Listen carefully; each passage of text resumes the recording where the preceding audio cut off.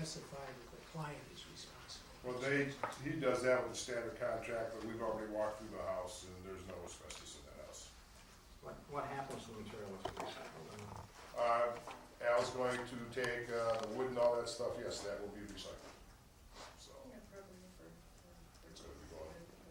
Most of the yards today, you have to recycle. They don't let you garbage things, take wood and stuff and put it in landfills anymore.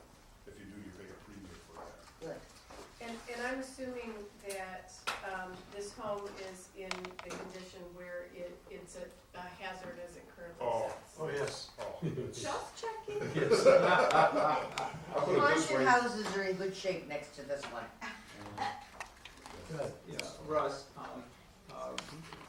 there's a separate, the option for removing the foundation. If the foundation is still there for the house across the street, is that correct? Right, that's, we say foundation, we mean slab. That's a slab, I understand, and that's what we're dealing with in the second house, right, is just a slab. Just a slab. What's the advantage, why should we go ahead and spend the $3,800 now to remove it if the other one is there when we might As well? long as they remove the crawl space. Yeah, we're not gonna remove the So slab. I thought I heard somebody say to.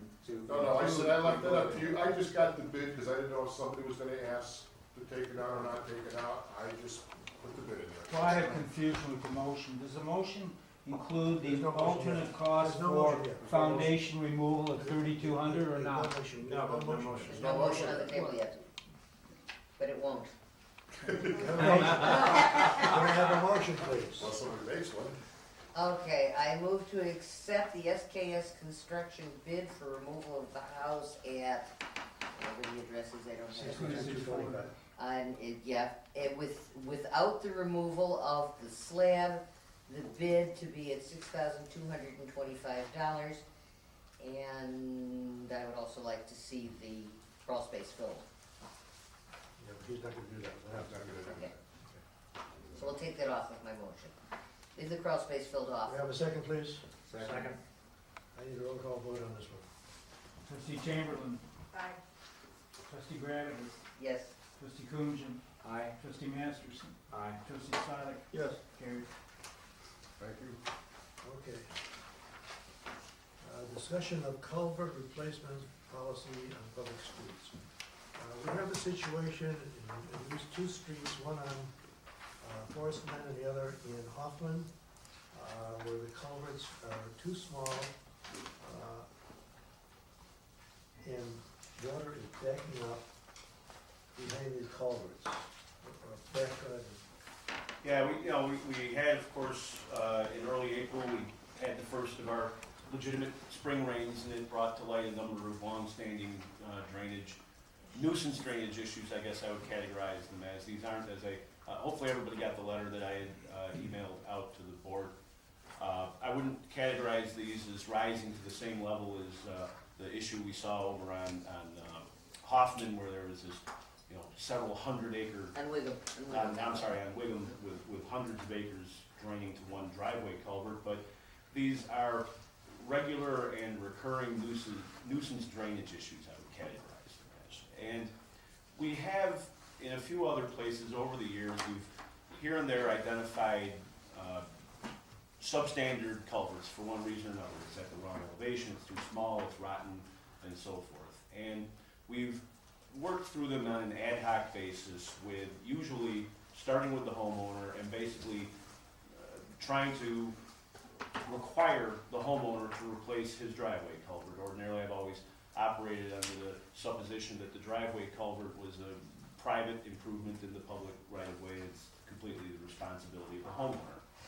We've had historically very, very limited success, and only after a great deal of time and effort have we ever been able to get a homeowner in it to change their culvert. As you can imagine, people are unenthusiastic when you knock on their door, and they've lived here for 10 or 15 years, that culvert's been there, and suddenly one of my people is coming to their door telling them that they need to hire somebody to go and replace it.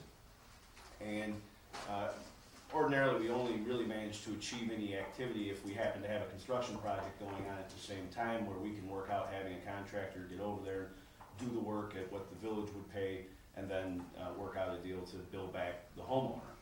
So these two particular issues I thought I would bring to the board and try and bring this up for some consideration and see if we can arrive at a policy that ultimately achieves the goal that I see being coming up with something that actually affects some change where we have these drainage issues without having it linger on for year after year. The two situations here, if everybody has decided, I don't know if everybody has hard copies of it in front of them, but the examples I have here, at 800 Hoffman Lane, the culvert is just very simply too small of the diameter. It's the culvert that was put in when the house was built by the owners prior to the people that are living there now. What happens when we have, and the rain we had in April was relatively modest. It certainly wasn't a record-setting rain. And what happens very, very regularly here is that because the water can't get through the driveway culvert, it fills up the ditch on the upstream side, overflows the ditch, and then courses directly across their property. And partially, actually, it's Sherry's neighbor to a degree on Sherry's property as well. I've sat down, I talked to the homeowners here, and they said, look, you know, we've been here for 12 or 15 years. This culvert wasn't the problem when we moved in. We think it's all this other development that's happened upstream of us that has now rendered our culvert undersized, insufficient. And they were directly appealing to the village for some assistance in replacing this culvert. On the other hand, the second one that I flagged out here over on Forest Glen Trail, this is a situation where resident A has an undersized driveway culvert, and his upstream neighbors B, C, and D call the village saying, hey, what the heck's going on in this street? We have this, and if you look at the picture that I gave you, there's just this isolated, enormous lake in front of a couple of houses, and everywhere else everything's working reasonably well. This particular homeowner, when Pat Walsh from my office went up and talked to her, she didn't find it terribly troubling, and certainly not troubling enough that she was going to reach out and have a contractor come and replace this culvert. When we examine village code, I think at best it's questionable that we have any direct authority that I can point to simply say, you homeowner need to change out this culvert. Here's where it says in the code, you have 60 days to do it. And even if I did have an ordinance that said that, I think, looking at the level of success we have, even with simple sewer repairs from our smoke tests that are less than this, we always have some recalcitrant owners that it just takes an enormous effort to get them to do anything. So having said all that, and again, going back to my goal of just arriving at a policy that at least affects some change and gets these situations resolved, my suggestion is that we arrive at a policy where the village will participate in the cost and or coordination of getting these culverts replaced, so that in these particular instances where we've identified that you have a deficient or substandard culvert, that we come up with a policy where we have some authority in the ordinance to get the culverts changed, and I think just to make it a more practical process, also have some village participation in changing out these culverts. I guess it would be some carrot and stick approach here. If it's all stick, it just is very, very difficult to get done. So what I had suggested here is one consideration in the recommendation I had for the board was that the village would replace the culvert pipe, and then the homeowner would be responsible for his driveway apron restoration. This is simply one approach that occurred to me as we were thinking it through. I particularly like that approach because it gets us out of dealing with people's specialty driveway aprons. This one's got concrete and this one's got brick and that one's got asphalt, and keeps us on a fairly standard approach that we're just removing and replacing a pipe. The cost in this would be what, about $4,000? $3,500 to $4,000 a driveway.